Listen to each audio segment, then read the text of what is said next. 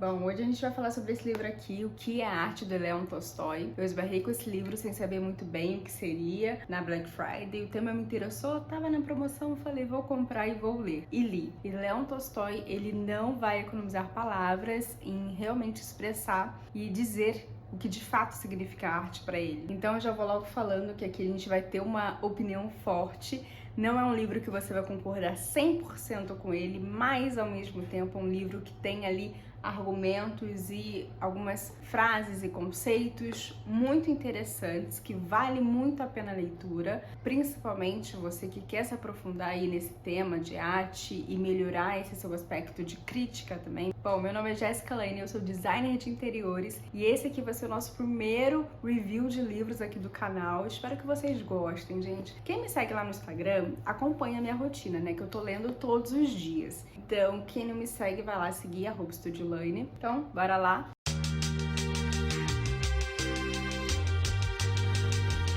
Bom, gente, logo aqui no começo desse livro, a gente tem uma definição de arte do Leon Tolstói, que eu já vou aqui citar para vocês.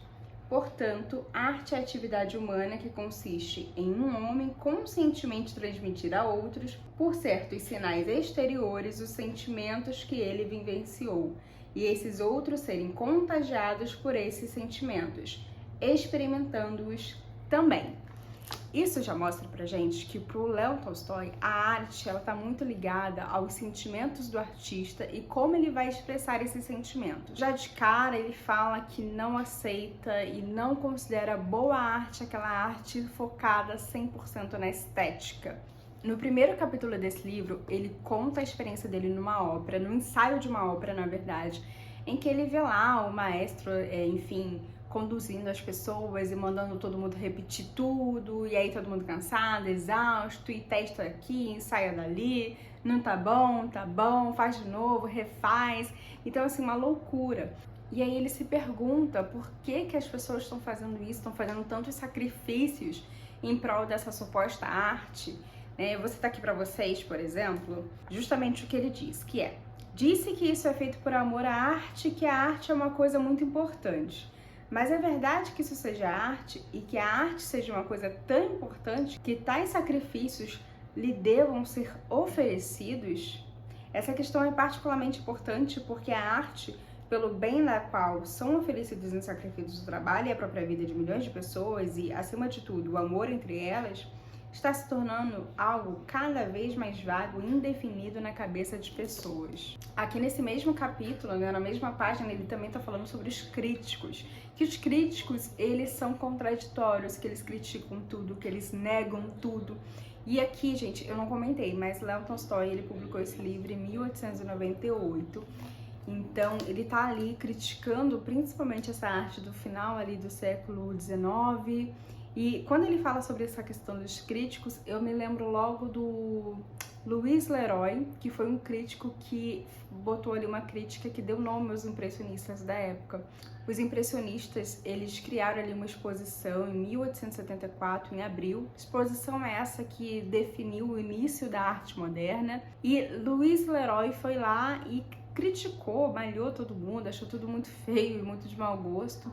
E ele lançou uma crítica falando que ali eles eram de fato impressionistas de maneira pejorativa por conta de um quadro do Claude Monet chamado Impressão Nascer do Sol, desse ano, né, de 1874. Então, a gente vai ver ao longo da história da arte vários críticos que malham aquele período, aquele artista, e que depois acaba, enfim, aquela crítica dando o nome ao movimento em si. Tá aí os maneiristas, né? Eles pintavam a maneira dos renascentistas, mas não conseguiam a mesma técnica e a mesma beleza.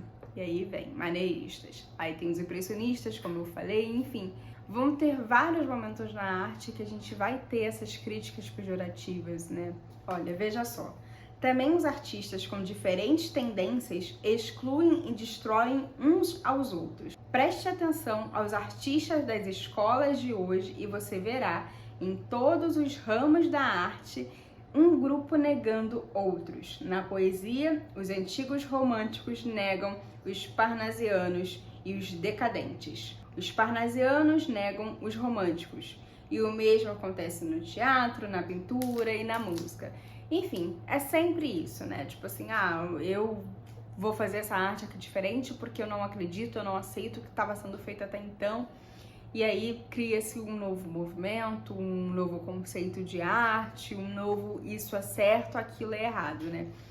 Então, quando a gente fala sobre essa questão, vendo que não vai existir realmente um conceito ali do que é arte, tudo vai depender muito daquele contexto histórico, daquele sentimento do artista, do que estava acontecendo naquela época, naquela cidade em que ele morou, naquela sociedade. Enfim, tudo isso vai influenciar muito para o que vai acontecer, para o que vai ser arte de fato. Todo balé, circo, ópera, operata, exposição, pintura, concerto, impressão de livro requer o esforço intenso de milhares de pessoas que trabalham obrigadas em tarefas que muitas vezes são prejudiciais ou humilhantes. Não haveria problema se os próprios artistas fizessem todo o trabalho, mas não, eles precisam da ajuda de trabalhadores. Realmente, né, às vezes a gente tem uma imagem do artista bem romantizada, sabe? Que ele tá lá com seu pincelzinho, pintando, né, fazendo as pinturas dele, quando na verdade, gente, é um trabalho como qualquer outro. O François Boucher, por exemplo, artista rococó, ele mesmo diz que ele trabalhava, ele pintava 10 horas por dia e ele tinha vários assistentes. O próprio Rubens também, do Barroco Flamingo, a mesma coisa, ele falou que ele fazia o esboço das pinturas, aí vinham os auxiliares e pintavam de fato, e depois ele retornava para fazer os ajustes finais. Então, assim, não é, nossa, ele fez o negócio do começo ao fim. Tem muitas outras histórias também de pintores que se ajudavam, né? Sei lá, o cara, ele era muito bom em paisagem, mas não tão bom em fazer pinturas de pessoas. Então, ele desenhava toda a paisagem, depois vinha alguém lá desenhar a pessoazinha lá no meio daquela paisagem. Então, a gente tá aqui fazendo a leitura desse livro e tá Leon Tolstói questionando tudo, criticando tudo e se perguntando muitas coisas. E aí chega um determinado capítulo em que ele vai se estender no conceito de arte na opinião dos outros e não dele. E eu gosto muito desse capítulo porque ele vai nos dar vários nomes aí, muito bom pra gente pesquisar depois, fazer outras leituras e também entender esse conceito de arte por outras visões, né? Então aqui o que eu gosto é que a gente não acaba não se limitando somente ao que ele pensa. Você vê que teve um estudo do mesmo para entender o que os outros pensam e não somente os outros qualquer, né? Mas outros nomes muito importantes, como por exemplo o Bogarden, Wickman, que é o pai da história da arte considerado, né? Ele que inventou todo esse conceito de organizar os movimentos artísticos. Então ele fala sobre o Wickman, sobre o Burke, ele cita Kant, Weiss, Schelling, Charles Darwin e mais um monte de outras pessoas. Aqui nesse livro, o Leon Tolstói, ele também vai explicar que para ele não é suficiente dizer que a arte, ela pode ser algo meramente estético, meramente belo. Ele não aceita esses tipos de conceito que vários outros filósofos, escritores, artistas pensam sobre isso, e ele vai criticar essa visão e aí ele vai se estender colocando a sua tese em prática do porquê que ele não concorda. Eu vou citar para vocês um trechinho. As definições estéticas da beleza se resumem a duas visões fundamentais. Uma, de que a beleza é algo que existe em si mesmo, uma manifestação do absolutamente perfeito, ideia, espírito, vontade, Deus. Outra, de que a beleza é um certo prazer que experimentamos, que não tem um benefício pessoal como seu objetivo. Uma coisa curiosa de falar sobre esse livro é que ele vai vir com as ilustrações, vocês vão ver várias pinturas aqui ao longo do livro, isso é muito bacana, porque ele vai falar, por exemplo, do Rafael, né, renascentista, e aí vai vir a pintura com quem ele falou sobre.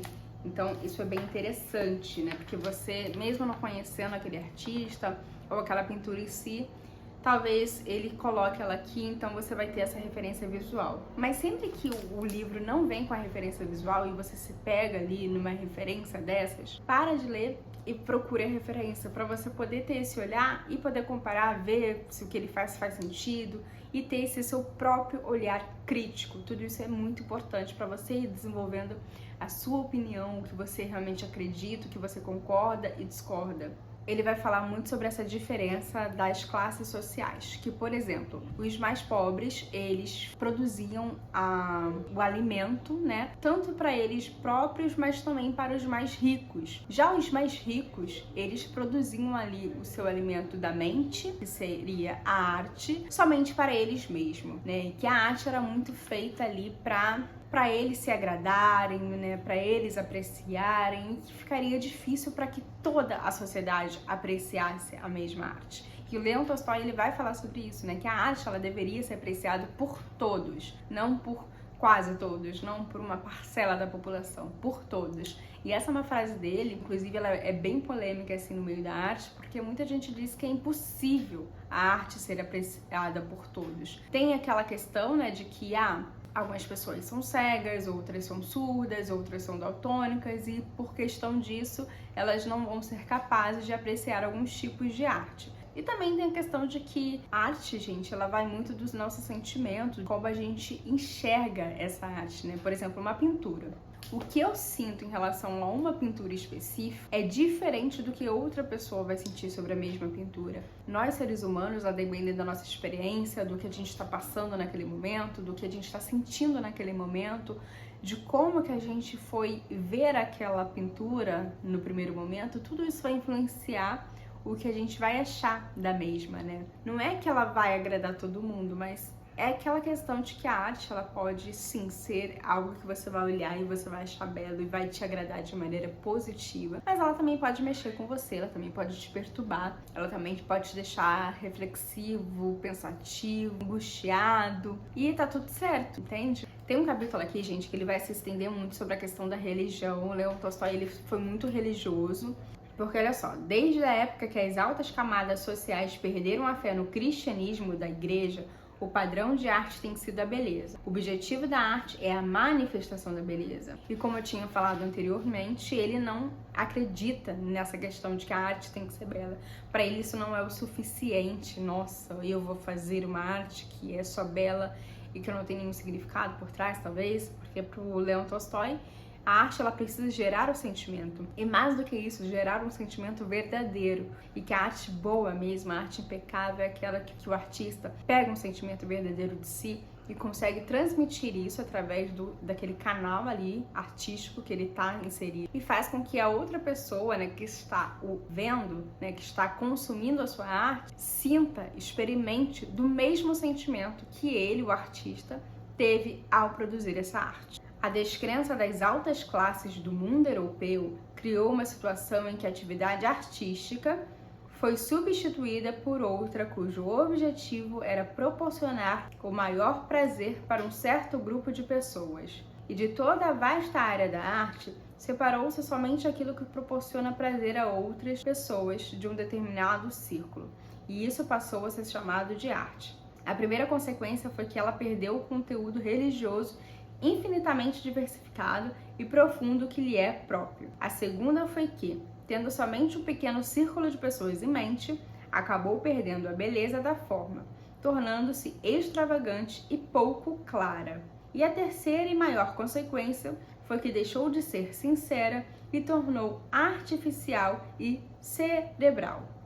Então, gente, chega um momento que o Leon Tolstói ele começa a falar ali sobre o que ele considera arte de fato, e aí ele começa, na verdade, antes disso, a falar o que ele não considera arte.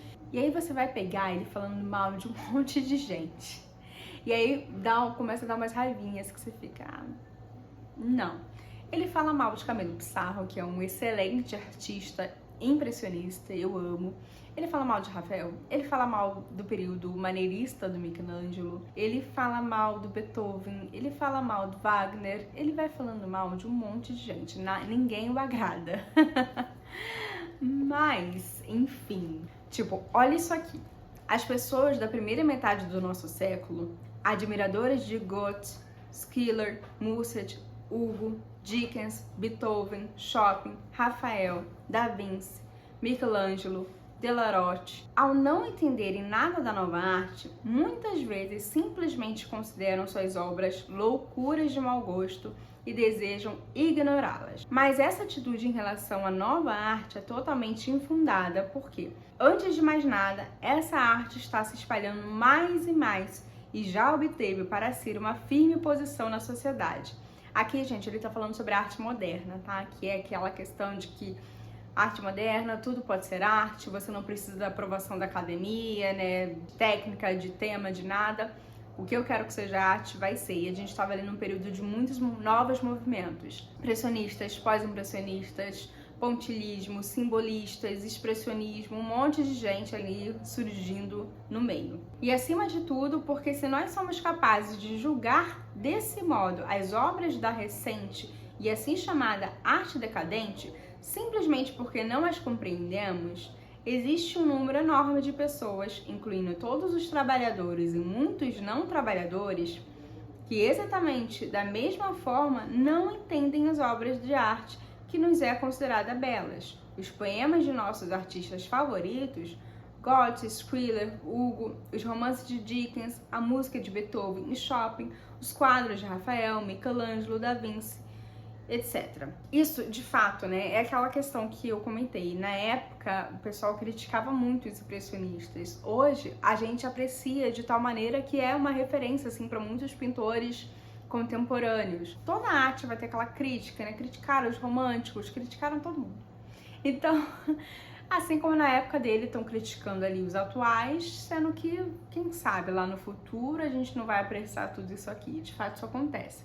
Ele fala sobre isso, mas não se deixe enganar, porque ele mesmo está criticando toda essa galera. Então, vai ter alguns pontos no livro que você vai ver que o Leon Tolstói, ele é um pouco hipócrita, ele acaba se contradizendo em algumas frases, em alguns conceitos, em alguns pensamentos. Então, ele vai falar aqui sobre o fato de que não é arte quando o artista, ao invés de ele estar tendo ali um sentimento verdadeiro do que ele sente de fato e transmitir naquela arte, ele tá pegando emprestado de outra pessoa ou de outra situação. Ele também vai negar o que é arte, tudo aquilo que é uma imitação. Inclusive, olha esse trecho aqui que ele diz: para um homem talentoso na pintura ou escultura, é ainda mais fácil produzir objetos que lembrem arte. Tudo o que ele precisa é aprender a desenhar, pintar ou esculpir, especialmente corpos nus. Tendo aprendido isso, ele pode pintar um quadro depois do outro ou esculpir uma estátua depois da outra, escolhendo, segundo sua inclinação, temas mitológicos, religiosos, fantásticos ou simbólicos, ou retratando o que é publicado nos jornais, uma coroação, uma greve, a guerra, catástrofes ou penúria. Ou, o que é mais comum, retratando tudo que parece belo, de mulheres nuas a bacias de cobre. Então ele tá falando aqui de maneira muito pejorativa, né? Tipo, aquele artista que sai pintando essas coisas porque sabe que é sucesso absoluto assim que lança, né? E tudo isso acaba entrando ali naquele meio que vai seguir para essa linha que ou é uma imitação, ele está imitando algo que ele já viu, que fez sucesso, ele tá tentando reproduzir isso.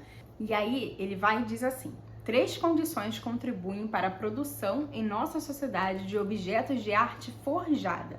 São elas a remuneração considerável dos artistas por seu trabalho e o consequente estabelecimento do artista como um profissional, a crítica da arte e as escolas de arte. E aí ele ainda vai dizer assim: no período em que a arte era uma e somente a arte religiosa era apreciada e estimulada, obras de arte forjadas, ou seja, se havia, como estavam sujeitas ao julgamento do povo, eram descartadas imediatamente. Tinha a Academia de Artes na época, né, que eles descartavam essas artes que não iam ser aceitas, que eram consideradas vulgares, ruins, feias. E até que um breve momento aí, o Napoleão, ele fez lá o Salão dos Recusados, onde um monte de gente que tinha sido recusado pela Academia expôs as suas obras de arte, suas pinturas. Dentre elas estava lá Edouard Manet com O Almoço na Relva, que é considerado ali um dos precursores ali da arte moderna, né? O Edouard Manet, ele é considerado o pai da arte moderna. Teve todo esse burburinho, né, da gente ver coisas ali que a academia até então não deixava a gente ver. E aí, então Leon Tolstói, gente, ele vai criticar aqui o artista que é remunerado e que faz aquela arte porque é um trabalho, não é arte por amor, sabe? É arte porque se eu fizer esse quadro aqui por encomenda, eu vou ganhar tanto, então eu vou fazer, não um, mas eu vou fazer 3 desse mesmo quadro para ganhar tantos. Então, ele critica muito isso, fala que isso não é legal, que isso não é bacana. Ele também vai criticar os críticos de arte, porque o crítico de arte, ele nada mais é do que uma pessoa ali com uma opinião, mas ele diz também que o crítico, ele é de um jeito, ele pensa de um jeito, ele vive numa determinada cultura, sociedade, estilo de vida que vão influenciar muito o que ele acha que é arte ou deixa de ser. Então que você também não deve considerar muito a opinião do crítico como uma certeza absoluta. E ele também vai falar aqui, né, da questão das escolas de arte, porque ele vai dizer que arte não se ensina. Como que eu vou ensinar um sentimento que eu tenho para a pessoa? Impossível isso, porque se eu sou artista, eu tenho um sentimento e eu vou transmitir ele numa obra de arte. Eu não consigo ensinar isso. Eu posso ensinar algo que pareça arte, mas a arte, por si só, é impossível ser ensinada. Olha até o que ele diz sobre os críticos. Os críticos explicam. Mas explicam o que exatamente? Um artista, se for um artista verdadeiro, transmitiu a outros em sua obra o sentimento que vivenciou. O que há para explicar aí? Pois é. E aí chega aqui na parte que ele começa a criticar um monte de gente que eu falei com vocês, que ele vai criticar o Beethoven, que até poucas páginas atrás ele tava falando bem do mesmo, mas aqui ele já volta criticando, então você começa a ver umas inconsistências, mas eu vou ditar para vocês o que ele diz. O maior dano dos críticos é que, por serem homens sem a capacidade de ser contagiados pela arte, dão muita atenção e fazem elogios a obras cerebrais e inventadas e apontam-nas como modelos dignos de imitação. Eis porque, sempre autoconfiantes, não cansam de elogiar os trágicos gregos, Dante, Tasso, Milton, Shakespeare, Goethe e entre outros. E entre os novos, Zola, Ibsen, a música do último período de Beethoven, Wagner. Para justificar sua apreciação dessas obras, inventam teorias inteiras. A famosa teoria da beleza é uma delas. E não só pessoas obtusas criam suas obras estritamente de acordo com essas teorias, como muitas vezes até mesmo verdadeiros artistas se forçam a cumpri-las. O profissionalismo dos artistas, a crítica e as escolas de arte são as que levaram à presente situação em que a maior parte das pessoas não tem absolutamente nenhuma compreensão do que seja arte e confundem com arte as falsificações mais grosseiras dela. E aí, gente, vai chegar um momento desse livro que ele vai realmente começando a ficar mais estressado, você vai perceber. Tem um capítulo que ele vai se estender só falando mal de uma ópera de Wagner, e até que chega um momento que ele começa a falar sobre a arte do futuro, dizendo que no futuro as pessoas iriam repensar todas essas questões, que a arte seria melhor. A arte do futuro não será produzida por artistas profissionais que são remunerados e que não se ocupam com nada mais além disso. A arte do futuro será produzida por todos, que se ocuparão dela quando sentirem necessidade dessa atividade.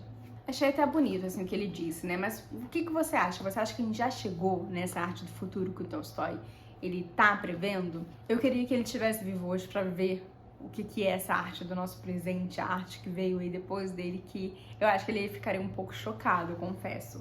Mas, gente, esse aqui foi só, assim, um breve resumo, assim, um breve review desse livro, tá? Eu recomendo demais essa leitura aqui pra vocês, é uma leitura muito boa, ela é fácil, é um livro rapidinho, assim, menos de 200 páginas, e uma leitura muito fácil de se entender também.